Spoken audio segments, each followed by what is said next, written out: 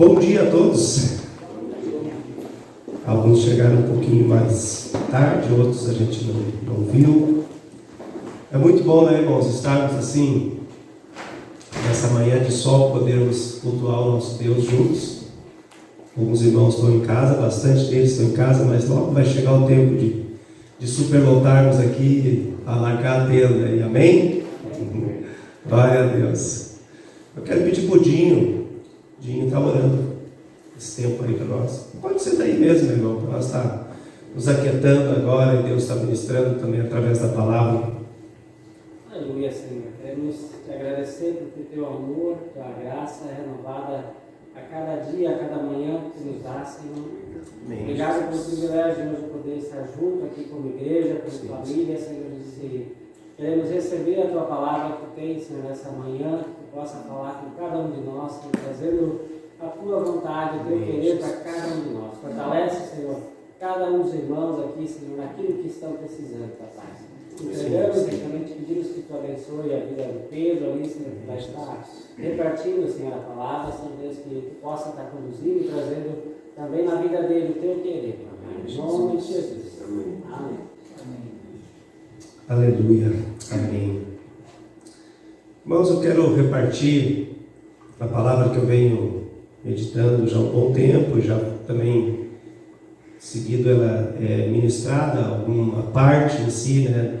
Sempre essa recomendação, falar um pouco sobre a necessidade de permanecermos firmes, bem alicerçados, bem fundamentados e bem enraizados na palavra do Senhor. Eu sempre penso que quando a gente pensa em algo assim, forte, duradouro, resistente, nós logo pensamos no alicerce que foi feito, ou nas raízes que tem, né? Quando olhamos para um prédio gigante, quando a gente observa o Emirados Árabes, lá tem aqueles prédios lá, os mais altos, né, naquela região lá que tem feito.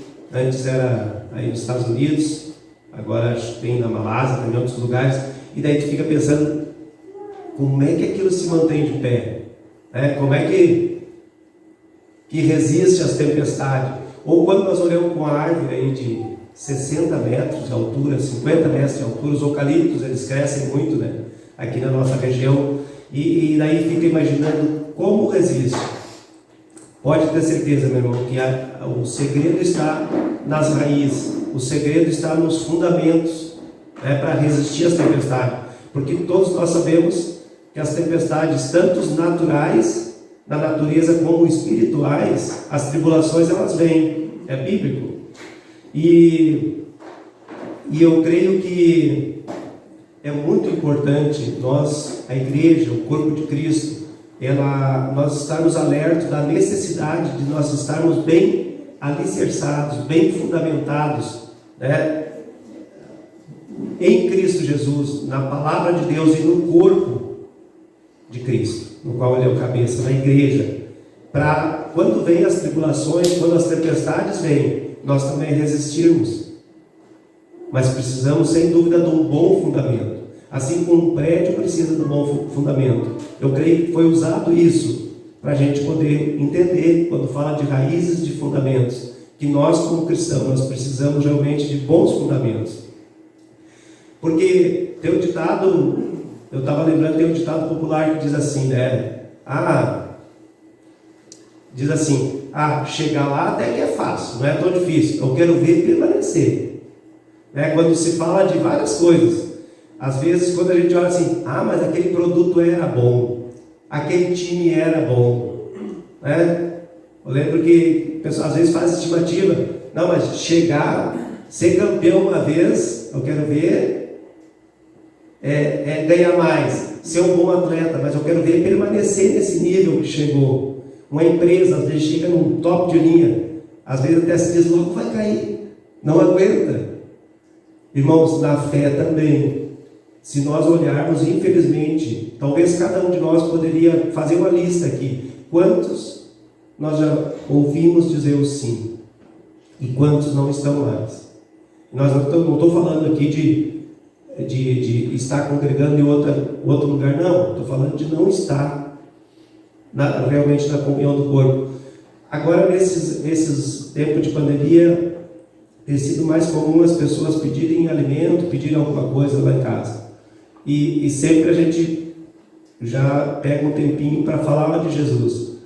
E 2 casos, 2 rapazes até novos, rapazes que eu digo, talvez 30 e poucos anos, me surpreendeu que quando comecei a falar, eles começaram a contar assim, ó, nós assim, não estávamos juntos, mas ambos disseram, eu era obreiro, irmão.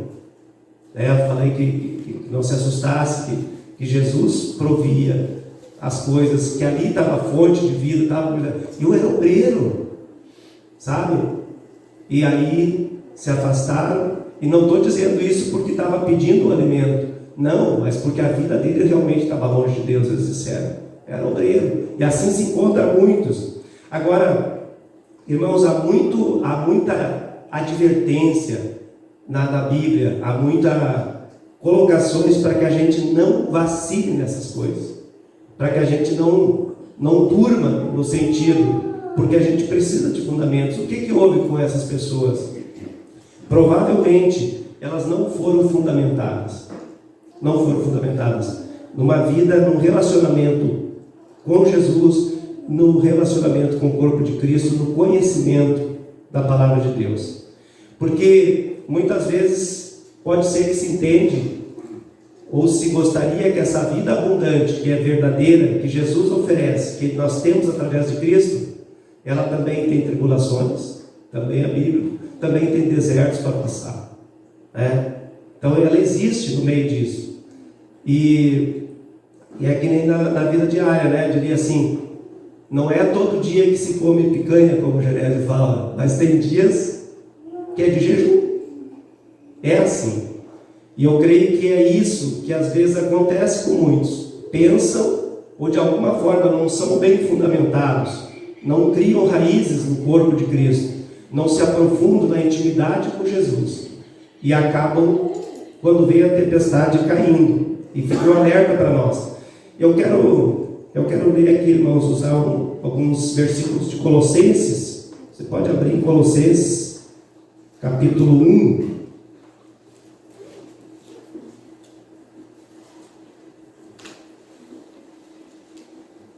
Colossenses, capítulo 1. Do versículo 11 em diante. Nós vamos ler um texto. Todo mundo ok? Amém?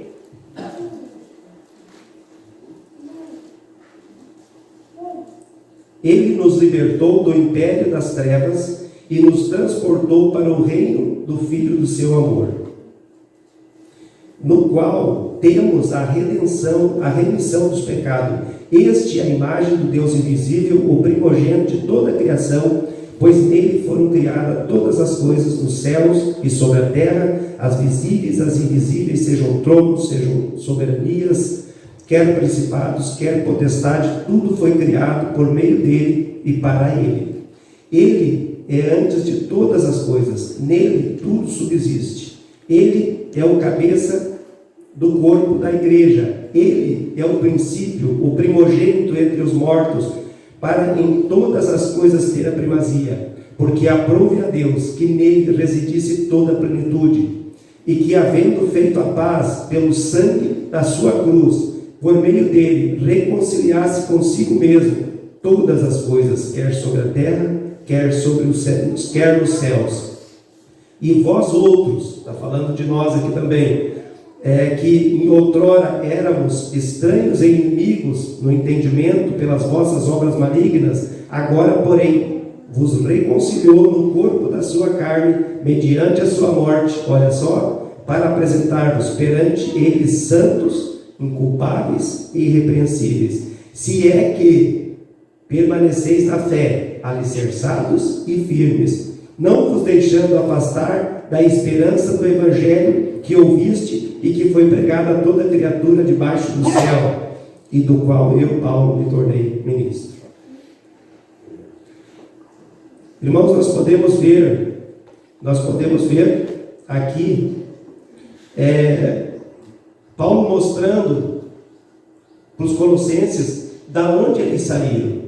a condição que eles estavam e mostrando aonde eles tinham chegado. Saíram do império, né, maligno, e através de Cristo a redenção e a remissão dos pecados, podendo retornar ao aconchego de Deus. Então, todos nós sabemos que todo homem, ele nasce nesse império. No império que fala de trevas, de escuridão.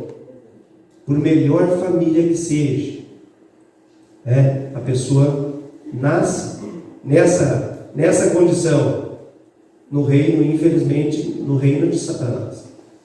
E Jesus, ele nos deu essa oportunidade de sermos transportados. Ele quer fazer isso, ele fez isso conosco, para o reino do Filho, né? Deus fez isso para o reino do Filho do seu amor, nos livrando, pagando o preço do pecado.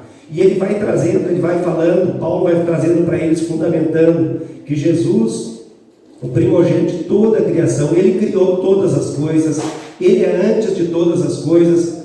Eu sempre gosto de frisar, irmãos, para mim foi muito importante isso. Eu, durante boa parte da minha vida, eu conhecia ou via Jesus só a partir do nascimento dele aqui na terra, só a partir de Maria, né? De filho ali de José e Maria, ali que eu via Jesus, no meu entendimento, naquilo que eu sabia. E mesmo depois de convertido um tempo, eu não fui instruído logo no começo nesse sentido. E isso é diminuir muito quem é Jesus. E aí ele vai falando ali com toda clareza, né, fundamentando eles, lembrando ele. Ele criou todas as coisas. Ele é antes de todas as coisas. Né? Antes da fundação do mundo, ele já pensou em cada um de nós. Ele já planejou cada um de nós. Essa grandeza de Cristo, ele foi trazendo para eles, fundamentando eles, que nele reside toda a plenitude de Deus. Ele é o cabeça do corpo da igreja. Isso a gente tem que sempre estar lembrando, não são homens, não são mulheres que trazem uma direção, sim, mas baseada na palavra, no cabeça, senão não funciona. E ele vai trazendo e mostrando que é através da sua morte na cruz, do seu sangue, que nós temos vida, e vida em abundância. Então a humanidade, ela foi separada de Deus pelo pecado, e não tinha nada, oferta aceitável para satisfazer a exigência da natureza sagrada de Deus. Então, por isso, Jesus morreu, e ele cumpriu na sua vida toda a exigência que precisava para trazer de novo nós de volta, ter a oportunidade de nós reconciliar com Deus. E por quê? Porque desde Levítico 17:11 diz que todo pecado, ele só podia ser pago com derramamento de sangue. Então, por isso que era derramado sangue de cordeiro, sangue de aves para pagar pecado. Jesus, ele fez o sacrifício perfeito, não precisou mais. Mas Paulo vai fundamentando isso, ele vai trazendo e colocando o objetivo. Ele diz, olha, ele reconciliou vocês para apresentá-los santos, irrepreensíveis, inculpáveis.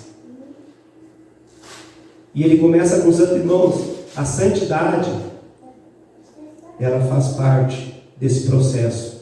A santificação, ela faz parte do processo. A partir do momento que nós dizemos o sim, qualquer um diz o sim, o processo de santidade começa. Ainda que às vezes a pessoa, mas isso acho que não é. Irmãos, é sim. O processo de santidade, ele começa, ele deve ser, não é opcional. A santidade acompanha a salvação. Eu diria assim, a santidade na vida de um cristão é o fluir da salvação. Porque senão aquele que matava continua matando, então alguma coisa está errada. Nós vamos errar, mas temos que entender que não se anda mais deliberadamente no pecado. A vida de Cristo em nós, ela veio para que realmente a gente pudesse, e por isso que ele está dizendo, apresentar os santos. Através de Cristo é possível, porque Deus, o Pai, nos vê através dele, e nós devemos ter uma vida santificada, pouco a pouco, cada dia santificada, porque Hebreus 12:14 diz que que seguir a paz com todo e a santificação, sem a qual ninguém verá a Deus. Não é de qualquer jeito que nós andamos.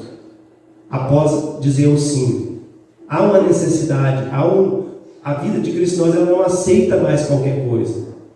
Então, é um dos objetivos ali que ele está dizendo para os Colossenses. O objetivo é apresentar vocês santos, né? Ele fala ali inculpáveis. É a mesma palavra usada para sem mancha, para os animais que eram ofertados, que eram sacrificados, sem defeito. Esse é o objetivo. Irrepreensíveis, quer dizer, de censuras, de críticas, vivendo uma vida cristã. E daí ele coloca uma condição.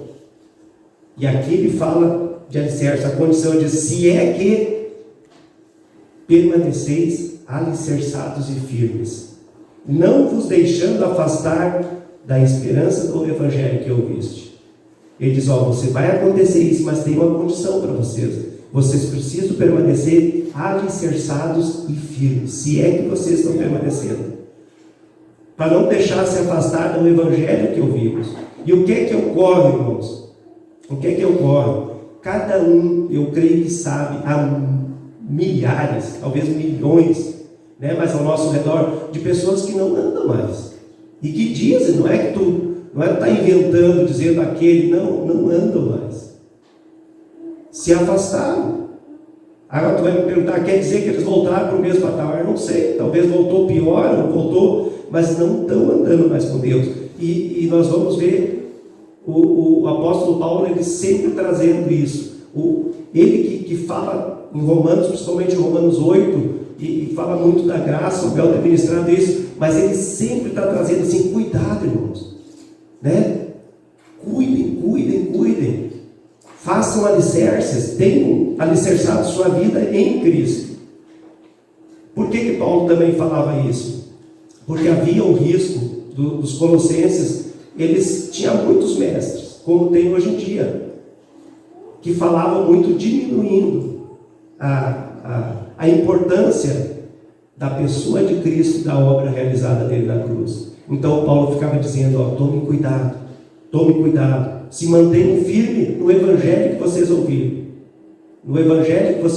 que ele foi puro. Vamos caminhar mais um pouquinho em Colossenses 2, do capítulo 4 em diante.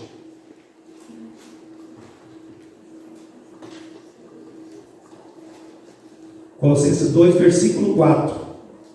Diz ali, assim digo, para que ninguém vos engane com raciocínio falazes, pois embora ausente quanto ao corpo, contudo em espírito estou convosco, alegrando-me, olha só, não sei o que está na tua Bíblia ali, mas alegrando-me da minha, diz assim, e verificando a vossa boa ordem e a firmeza da vossa fé em Cristo. Ora, como recebeste a Cristo, o Senhor, assim andai nele. De novo, nele radicados, edificados e confirmados na fé, tal como foste instruído, crescendo em ações de graça. Aqui, Paulo continua trazendo esse alerta, e é um alerta, irmãos, não é uma acusação, até porque ele estava muito feliz com os colossenses, não é uma acusação. Ele estava provavelmente nessa época preso ou em Roma ou em Éfeso, mas de alguma maneira Paulo tinha notícia deles, alguém trazia informação para ele, e pode ver que ele tinha grande alegria, mas ele também escreveu para dar um alerta para eles, ter cuidado, para não caírem nessas coisas. E ele diz: eu estou verificando, eu estou de olho, eu estou vendo como vocês estão andando. Mesmo ausente, ele encorajava eles, ele se interessava por eles. E eu creio assim que uma coisa básica aqui, uma coisa assim fundamental, que é mais fácil nós vencermos algo quando tem alguém nos encorajando. A igreja, ela é chamada a encorajar-nos uns aos outros, ela é chamada a ombrear uns com os outros, né? Pode ter certeza, mesmo se você, mesmo na fé, nas tribulações, mas você tem uma prova do Enem para fazer, é legal quando estão encorajando, sabe? Tu vai fazer uma entrevista de emprego, é legal quando tem alguém orando e encorajando. Então, sabe, isso tem peso Impressionante. Tu vai fazer uma prova de um concurso, é legal quando tem uma família, irmãos orando, encorajando, dizendo é possível, tu estudou, vai funcionar, sabe? Não é encorajamento qualquer, mas é pessoas comprometidas. E Paulo tinha toda essa característica, sabe, de dizer para eles: olha, eu estou longe. Irmãos, nem era ele que tinha evangelizado os colossenses, foi Epáfras. No versículo 1, capítulo 1, versículo 7, diz que foi Epáfras, nosso amado conservo, e quanto a vós outros, fiel ministro de Cristo, segundo foste por Epáfras. Mas Paulo tinha esse, sabe, essa veia aí de cuidado, para que os irmãos estivessem firmes.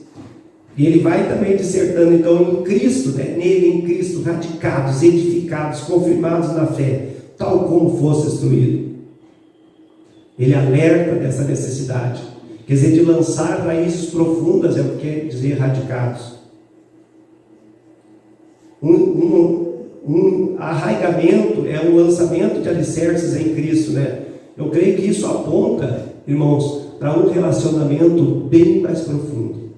À medida que nós vamos lançando, vamos tendo esse alicerce, aqui está falando com certeza, é que o cristão nós vamos tendo uma intimidade bem mais profunda com Cristo, um conhecimento bem mais profundo com Ele.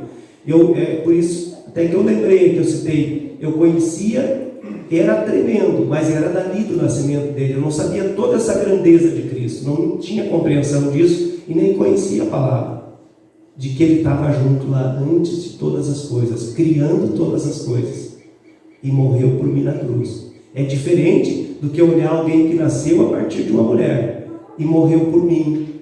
Diminui muito a pessoa de Cristo. E pode ter certeza, irmãos, tem muitos que não conhecem e que precisam que você e eu também podemos compartilhar hoje isso. E nessa vida, nesse enraizado, nós vamos ficando mais parecidos com Jesus, tendo mais a imagem de Jesus, tendo atitudes mais parecidas com Cristo. Então, se a nossa vida está firme em Cristo, aquilo que emana de nós é parecido com Cristo. E eu creio, irmão, não há dúvida, se olhar para a tua vida, tu vai ver o quanto tu melhorou. Amém? O quanto tu melhorou, não para orgulho de cada um, melhorou porque a vida de Cristo está em nós. Sabe quanta besteira já saiu dos teus lábios e hoje quanta palavra de bênção sai. Sabe? Quanta ira, de repente, já teve no teu coração e hoje quanto amor tem no teu coração. Por quê? Porque tu é bom, porque tu fez um cursinho? Eu não estou desprezando os cursinhos, tá? Mas porque a vida de Cristo está em nós. Amém? Porque a vida de Cristo está em nós. E por isso é possível ser melhor. E ele termina esse texto ele falando de estar firme na fé. O cristão deve permanecer firme, irmãos, diante dos assédios do mundo, diante dos assédios da carne, da vontade da carne, diante da investida do diabo mesmo. A fé é um cimento nessa construção do alicerce. Seria impossível construir um alicerce em Cristo sem a fé. Seria impossível. E nós não podemos, o cristão ele não pode andar firmado na fé dos outros. É legal nós ver o testemunho do irmão, é legal nós ver os milagres que aconteceu na vida dele. Mas pode ter certeza, Deus quer te dar isso também. Amém? Isso é para ti. Ter a fé, experimentar as coisas de Deus. O Tiago ele diz, que de fato sem fé é impossível agradar a Deus, porquanto é necessário que aquele que se aproxima de Deus creia que Ele existe e que se torne galardoador daqueles que o buscam. Esse cimento para fazer o alicerce precisa ser desenvolvido de fé. Às vezes pode ser que a gente olhe assim, os irmãos têm mais fé em nós do que nós mesmos. Nós precisamos buscar, irmãos, assim, é essa intimidade com Deus que vai nos dar a fé. É legal a gente estar cercado de homens e mulheres, adolescentes, idosos de fé, que contam uma história, que têm uma vida com Deus. Mas pode ter certeza, isso também Deus quer dar para cada um de nós. Amém? De nós crermos e experimentarmos o resultado da fé, da obra de Deus na nossa vida. E ele continua dizendo, finalizando, que fosse instruído, crescendo em ações de graça. Na verdade, ali seria extravagando, a palavra certa. Seria uma coisa grande. Extravagando em gratidão. É recomendado uma abundância de gratidão a Deus. Irmãos, gratidão, pode ter certeza, é uma marca do cristão sadio. É uma marca. Ser grato a Deus. Por quê, irmãos? O cristão sadio, ele vai lembrar disso ali, desse texto que diz para Colossenses, da onde nós fomos tirados. Da onde tu foi tirado. Eu lembro que o David, a primeira vez que ele veio, ele contou um testemunho aqui, um africano, um grandão, senhor de uns 2 metros, que teve umas 2, 3 vezes conosco aqui. Ele contou que ele estava tão perto, ele estava tão entrando no inferno, que ele literalmente sentia as chamas, labareda de fogo queimando ele. Ele dizendo, quando ele descia num porão lá, ele contou toda uma história, eu nunca mais esqueci. Sabe, irmão? E gratidão é isso, é lembrar que nós estávamos numa vida terrível, muitos de nós sendo sufocados pelo diabo, e sabendo, não tendo, a pior coisa para mim era não ter certeza de onde eu ia quando fosse morrer. Sem compreensão, como ficaria debaixo da terra, que ia ocorrer. E a coisa mais libertadora foi começar a entender que já há uma eternidade em nós, amém? Há uma eternidade. E há uma vida sendo preparada. Então, o cristão sadio, ele tem gratidão no coração.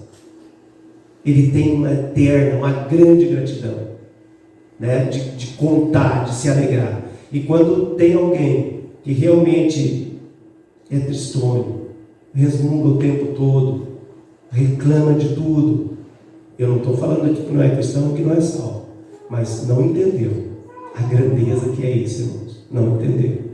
Precisa compreender. Mas talvez a gente olhe assim, vai dizer, tá, mas e o que ser alicerçado, enraizado, edificado, como faz isso? Irmãos, eu quero falar rapidamente um pouquinho da nossa realidade aqui. Um pouquinho também da nossa realidade, como igreja, como eu vejo isso. Primeiro ponto, que é indispensável, é receber de Deus na vertical. Na vertical. Tempo com Deus, leitura da palavra, oração, jejum. É indispensável. Meu irmão, isso é indispensável. Receber de Deus na vertical. Para mim é o primeiro ponto.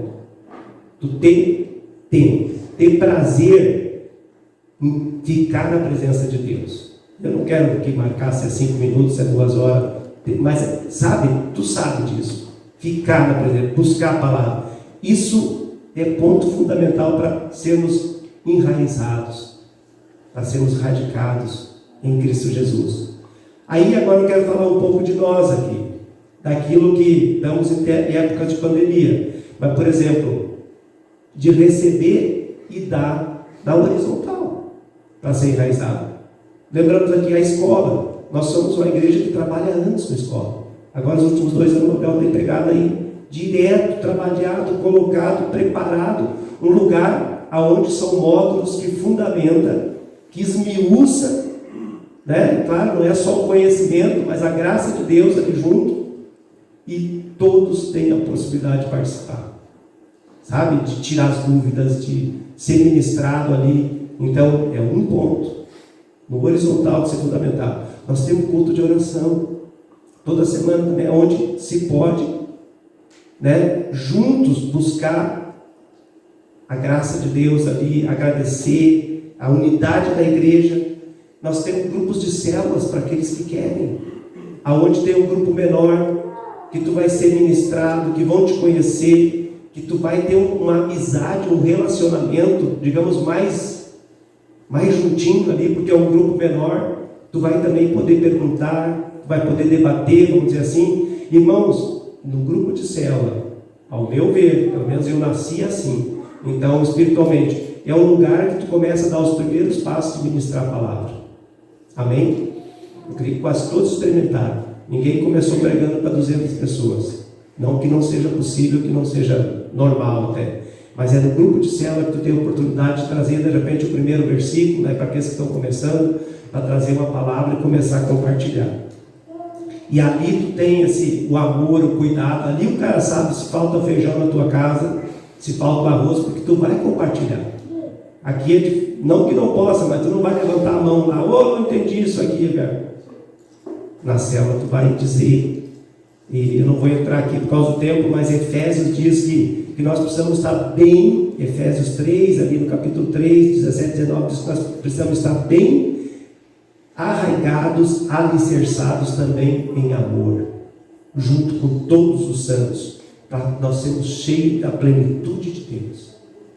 É um bom lugar a célula, irmãos. Nós temos mais possibilidades. Nós temos o culto como nós estamos aqui, a comunhão do corpo. Hoje estamos em pouco. Eu sei que vai me dizer sim, mas agora não tem escola, agora não tem essas coisas, mas vai ter, irmãos, amém? Vai ter, logo logo vai ter. E no culto aqui nós celebramos a ceia junto, nós entregamos o nosso louvor a Deus junto, nós temos o tempo de compartilhar, de estarmos juntos. Hebreus diz lá, não deixamos de congregar como é de costume de alguns. Antes, façamos admoestações, quer dizer, exortação, exorta, vamos lá, irmão, vamos lá, né? Vamos fazer isso.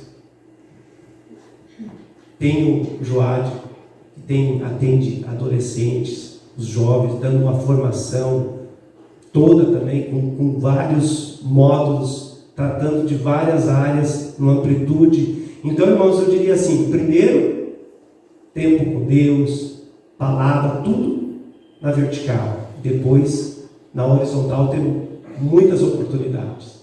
Amém? Eu quero finalizar. Agora, abra em Hebreus comigo. Vai um pouquinho para frente. Livro de Hebreus, capítulo 3.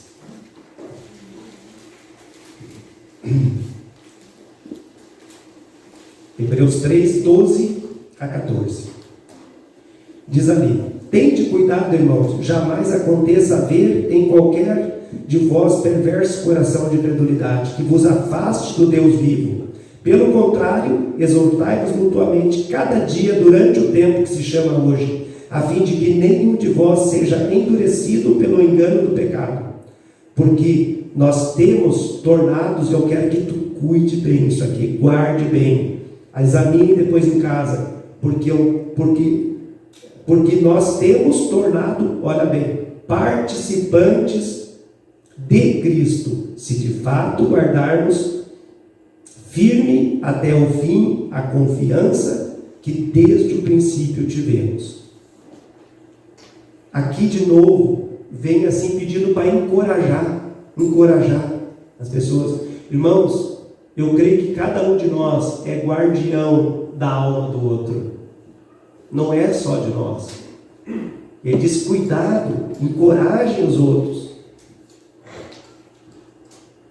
Mas o que mais me chamou a atenção aqui, para mim, nos últimos dias, quando eu li e fui olhar essa palavra, que nós nos tornamos participante. O significado dessa palavra no grego, a pronúncia eu não sei dela, mas é metochos, essa palavra. E o significado dela, desse participantes, é colaborador, sócio, companheiro e aquele que tem metas comuns. E ali diz que nós nos tornamos participantes. Nós nos tornamos sócios, companheiros, colaboradores, que temos metas comuns. E nós já sabemos que nós somos, ao mesmo tempo, somos irmãos de Cristo, somos filhos do mesmo Pai, somos co-herdeiros com Ele. Então, isso aqui nos transmite a um profundo relacionamento com Cristo. Sabe? Profundo relacionamento com Cristo, de andar junto. Sócios, companheiro, cooperador, metas em comum.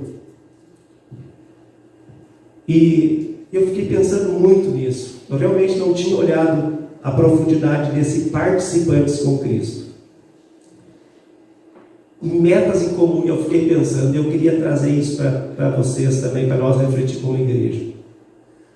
Eu fiquei olhando assim alguma coisa que resumisse a uma meta de Cristo. E eu lembrei do texto de 1 Timóteo 2,4, que diz: o qual deseja que todo homem seja salvo e chegue ao pleno conhecimento da verdade. Eu creio que essa é a meta de Cristo. Resumindo aqui, a meta dele: que todo homem seja salvo, chegue ao pleno conhecimento da verdade. Porque ele pagou o preço para toda a humanidade ser salvo.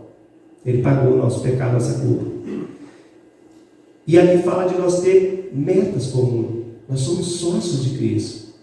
Somos colaboradores, conforme diz ali.